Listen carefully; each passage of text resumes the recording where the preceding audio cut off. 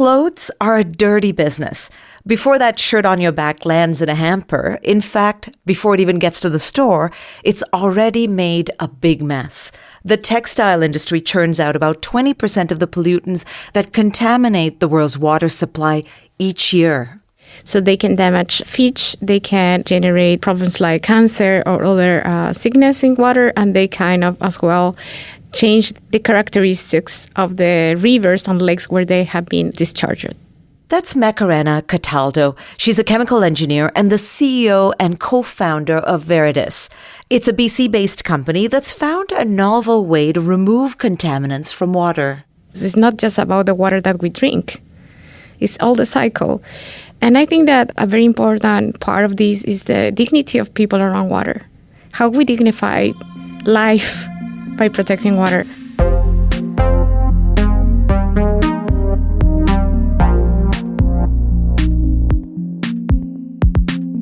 I'm Manjula Selvarajah, and this is Solve for X, Innovations to Change the World, a series where we explore the latest ideas in tech and science. Today, we're diving into the textile industry's water crisis.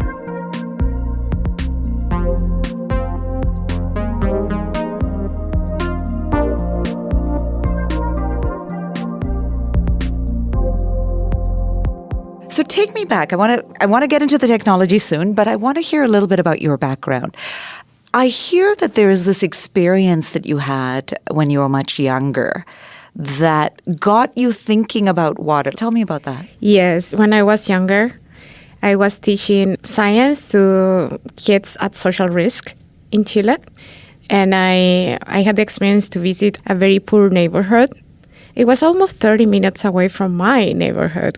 I asked, could I go to the washroom? And I noticed that they didn't have drinking water or sanitation at all. And I was like, I can't believe it. What does that mean? You mean that they don't have taps, so they just don't? Nothing. And I was like, I felt that I was living in a bubble. Wow. So at that time, I was studying chemical engineering, and I started to think about water a little bit more. So I decided to do a PhD in the field in water treatment. So in that way, I could combine my inspiration to clean water, to protect the water, and then dignify a little bit the life of people. It's kind of interesting when I think about that. There's so many things that stand out to me in that story. Like, I haven't really thought about how much water that I've used today at all. Is that a thing? Do you think that we don't truly appreciate the value of water or the access to water that we have? We don't appreciate it at all. We don't even know how much water it takes to have an apple or jacket or computers. We talk about CO2 sometimes, but we don't have idea about how much water was in that process. In all the process, it's not just about the water that we drink.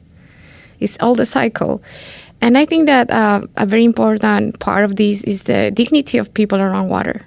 How we dignify life by protecting water. So if we think about water as any other problem, who is going to be paying the consequence of water crisis are going to be the historically marginalized communities, as the poor people in my neighborhood. Water scarcity has taken an especially brutal toll on Chile. While the country has one of the longest coastlines of any nation on the planet, a decade of drought has dried up its freshwater reserves, and the mining industry has further compromised the country's rivers, which means there isn't enough clean water for agriculture or even to meet the basic needs of communities. Part of the water crisis is related with the lack of governance at different levels, kind of fiscalizing the amount of water that the industries are taking, and at the same time providing to the citizens with the right solutions for water. I heard that actually cities were getting water trucked in at one point. Is that right? Yes, but it's not just here. Not just in Chile. I think it's very important to highlight the condition that remote communities and First Nation communities are living here and the lack of drinking water that they have here in Canada. So it's access to water is a problem. Access to water is too. very important. Yeah. And people spend hours driving from one city to another to just buy gallons of water. So how, if you have a baby or you have a family, that responsibility tend to be part of the role for the women. So that women cannot have a normal life because it has to be taking care of the water for the family. That it becomes this huge Exactly. task. So it's like we need to kind of think beyond our own reality, because it's we are not alone living in this planet. I don't think I fully appreciate that turning on the tap for a glass of water is actually a luxury.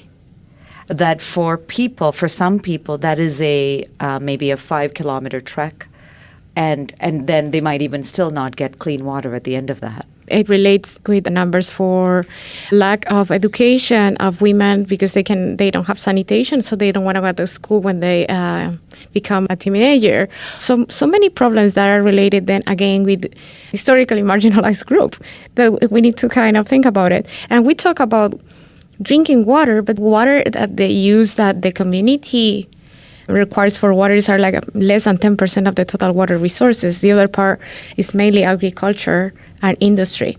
So what is the problem? That people think, we need to do this new non-for-profit organization to generate more drinking water and clean the water. But actually, if we are not polluting the rivers and lakes in the first place, we don't have to clean it later. Because the usage, as you said, is about 10% or just... Exactly. It's so little in that So sense. little in that percentage. I want to ask you about this concept that I read about, this concept of day zero. This is the day that a city runs out of water, when the taps actually run dry. Now, researchers are projecting that we're going to see a startling increase in these events around the world. What could that mean? That means the same that the fires mean in California.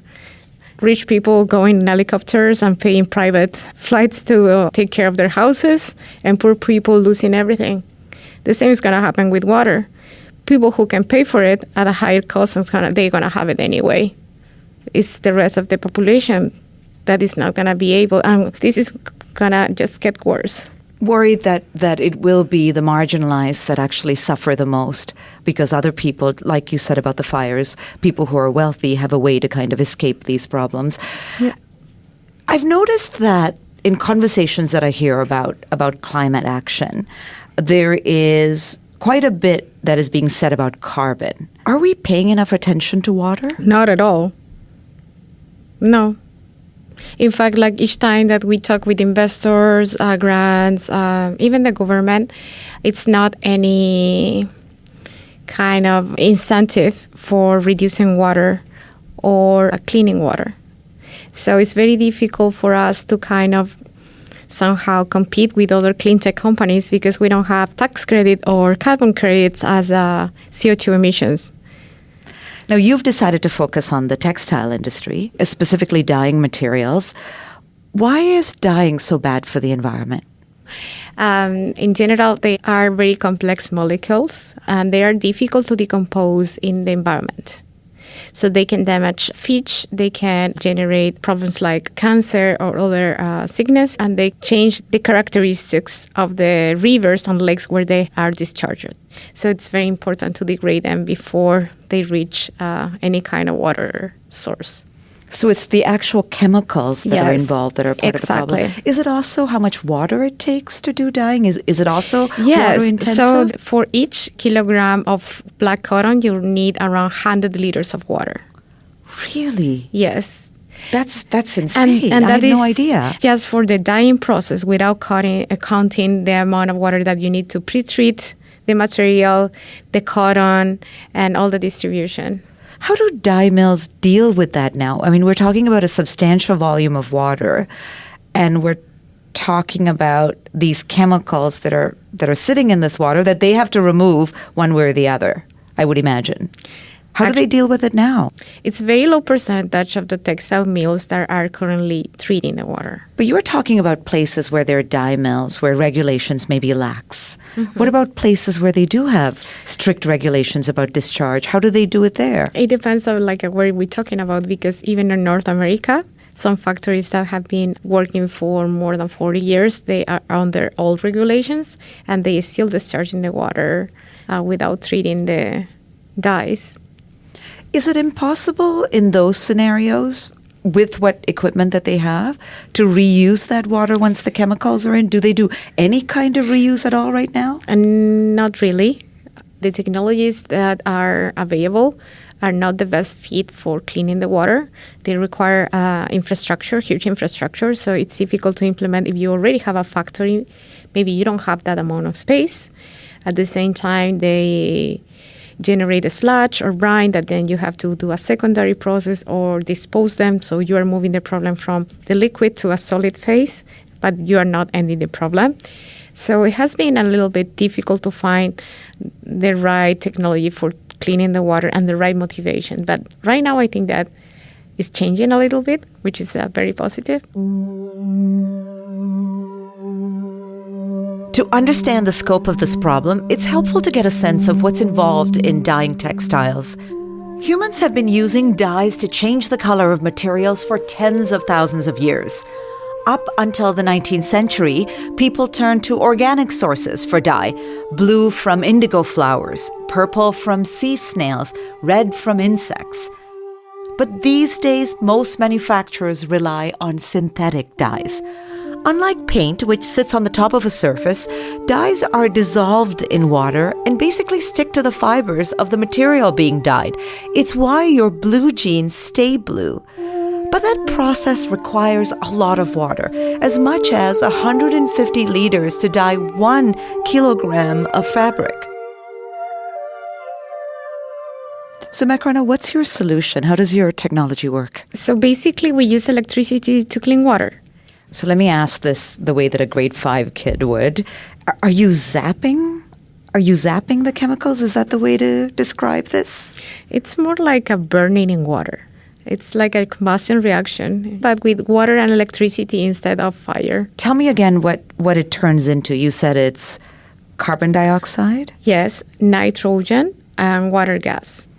It's kind of strange to think that you're actually combining water and electricity. When I explain to people electrochemistry and they don't see it, it looks like magic. And I kind of like it. It's just my own trick.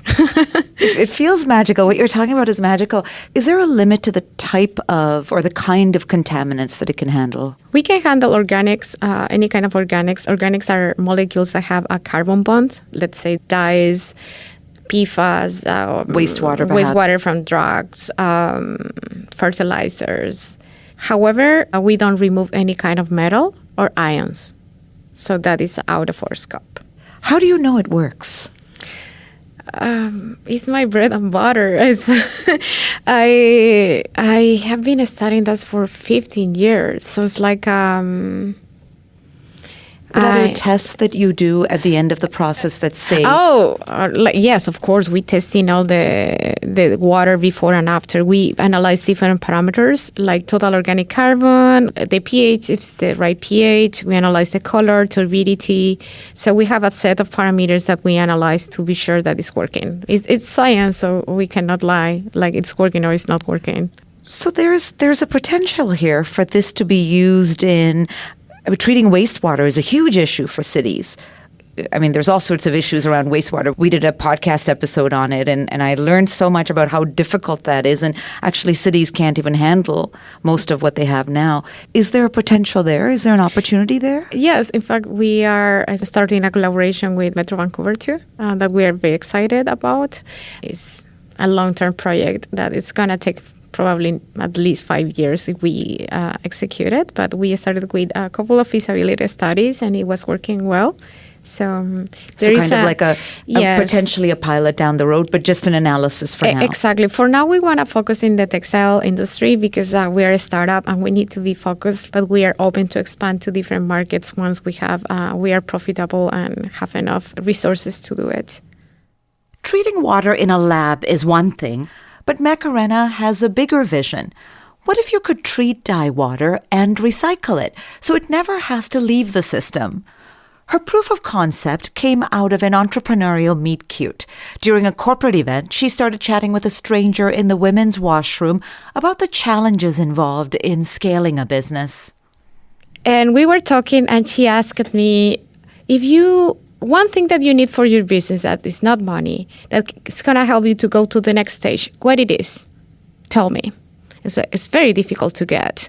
I need a textile factory in Canada willing to test my technology for cleaning water. Macarena had no idea she was talking to Catherine Homuth, the founder and then CEO of SheerTex, a Canadian company that makes tights. And she said, you know what? I have a factory. I was like, are you kidding me? Catherine invited Macarena to run her first pilot at the factory in Montreal. They used Veritas' technology to clean water from a dyeing process and then reused it to color more black tights. I'm wearing them now. Oh, you're wearing them now. That's incredible. So here you have this idea that you have in the lab.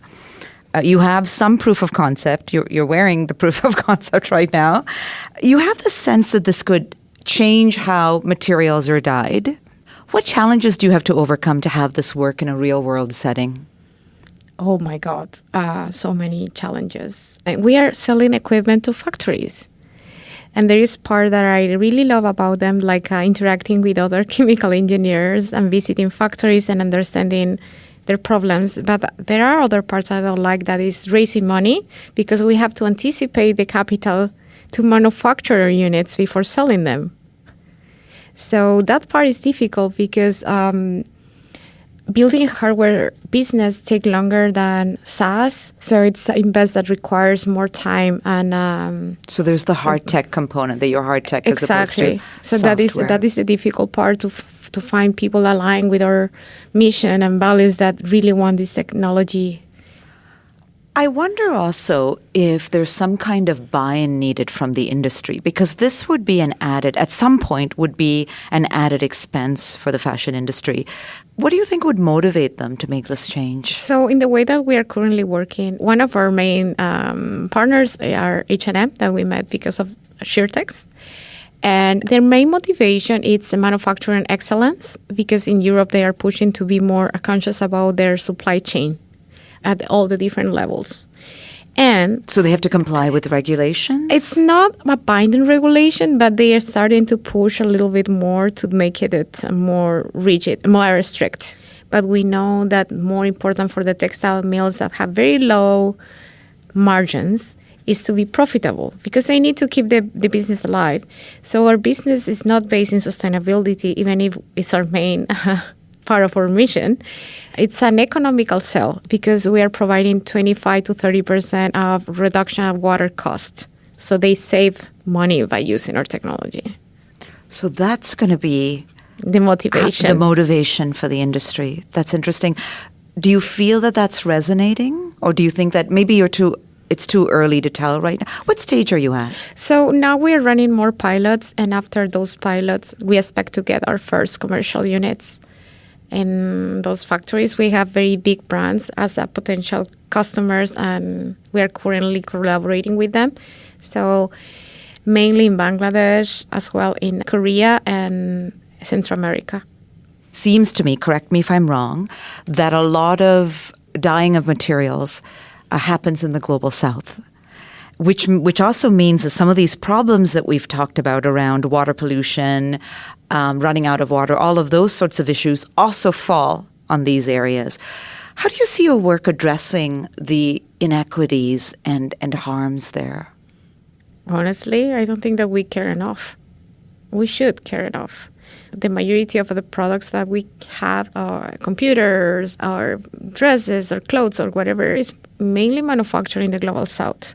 So we are not conscious about the impact, all the stuff that we buy every day.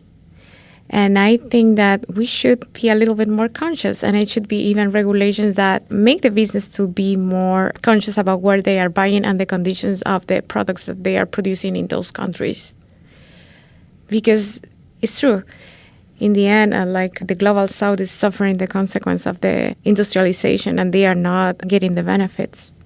Now, you do have plans to test in Bangladesh. Yes. What are you hoping to learn there? So we want to understand what are the textile mill needs for real. We know that they want to clean the water. We want to understand how much they are willing to pay, what are their problems, and how we can fit in a way that is beneficial for them. So we bring the unit to a hub that it has multiple factories, and we want to treat the water from 3 different materials. Can be all the way to 100 cubic meters an hour of water treatment. That's a lot. You don't mean that in a day, do you? In an hour, 100 cubic meters an hour. An hour? That's substantial. Yes. Now, the other thing that I find really interesting about this idea of Bangladesh is it's actually a pretty significant part of their economy. There's a lot of sort of manufacturing around textiles that happens there. Is that also something that you're thinking about? Yes. Bangladesh, it's one of the strongest producers in the textile industry. I think that is the third one after China and India. So for being a smaller country, in comparison with India and China, it's a very strong economy. And it's one of the main textile business in there, which is bad for them because they have a lot of water pollution, but at the same time, easier for us to bring our model there because we are thinking at some point to have our own team working in Bangladesh and we can reach more textile mills.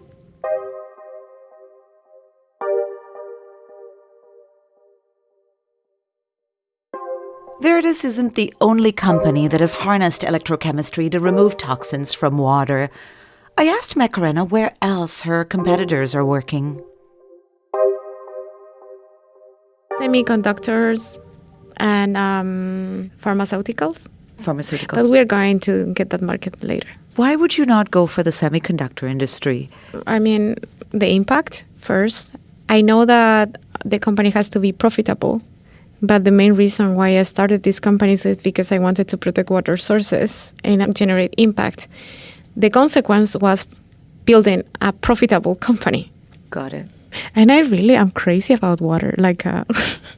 It's I think about all the time. It's like I'm a little bit obsessed with it. Why? What do you mean? How do you think about water all the time? You mean like you've been thinking about water all day? Yes, but not just water treatment. In fact, when I have spare moments, I walk around the beach to just listen to the ocean. And that is the best part of my day. So it's like I relax with water. I love water. When I think about inequality, I think about water. When I think about how to build a better society, I think about the water. When someone is talking about AI, I said, do you know that you spend 1 liter for each question? It's kind of, everything is water. Our body is 80% water. So it's like how you escape from thinking about water. I'm going to look very crazy now, but it's true. But it's like a lens. Your lens is water. Uh-huh. The amount of water in the planet is huge. So it's easy to think that it's an unlimited resource because we see it there. However, I think that 4% of that water is drinkable. It's the water that we are sharing with animals and with everything that has life.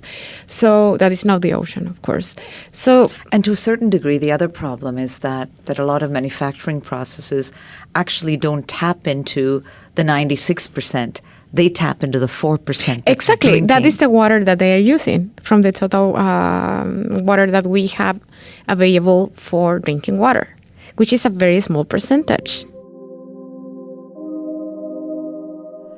After my conversation with Macarena, I wanted to find out more. Turns out the proportion of the Earth's water that is actually drinkable is even smaller. Although freshwater accounts for about 3% of all the water on the planet, only about 1/10 of it is usable by humans. We're talking 0.3%. And the other thing is if you are not living in the global south, you are not seeing the consequence of your water consumption or your indirect water consumption, that is your water footprint. Your cotton shirt or whatever. Does that exist, this idea of a water footprint? Yes. Do you know what the water footprint of some clothes would be, like a white T-shirt perhaps, or a pair of jeans? Oh, pair of jeans are, I think that if we count the full process, probably around 500 liters, counting the cotton, any kind of treatment, the dyeing. And you don't think we should live without the color, or that's a change we need to make? No, we can improve the practices. Color exists from even before having the Industrial Revolution. First Nation were using colors. It's the way that we have our factories and the model that we are living right now that is not sustainable, but it's not the color responsibility by itself. We can find more sustainable practice for dyeing or developing new dyes that are not damaging the environment. But like your computer requires more water than your tablecloth, are you going to live without a computer right now in this society? It's almost impossible. So you would like to see more regulations then yes. around these companies and the manufacturing processes that they use? Yes. And as well, the consumers, I think they should be more conscious too about limiting their consumption. You brought up consumption because I was thinking about that. We've been talking about technology all this time. We also have to contend with the fact that the way that we approach fashion now is, we love new stuff. We love color. We also like it when it's cheap, right? This is a thing. And I feel like it's that cheapness and fast fashion is an even bigger thing now than about a decade ago. Talk to me about how much that matters and if change is possible in that way. I think that if we start to think a little bit more critical about our life, maybe, if we just live in our bubble, it's never going to happen. Of course, I think that regulations are playing an important part in this change. However, we can do small things like maybe don't get 10 different pants, get one, or go to the thrift store and get a second one. There are ways to be more sustainable. I love wearing dresses, but it doesn't mean I'm going to buy one every single week just because I don't know what to do during my weekend. It's just like we can improve our practices too. You think the consumer, there's a role for the consumer here too. Yes, for everyone, yeah. And in two ways, actually, to kind of really consider their own consumption, but also to push for clothing that is manufactured in a certain way. Yes, like for instance, brands have been making analysis about consumers. And if you interview anyone on the street, they're going to say that they care about sustainability. However, when they have to pay 10 times more for a t-shirt because it's sustainable, they are not going to do it. So they say that they are more conscious, but in practices, they are not. So it's not a real factor for changing practices right now. Thank you. It's been such a pleasure speaking with you. Me too. Thank you so much for inviting me.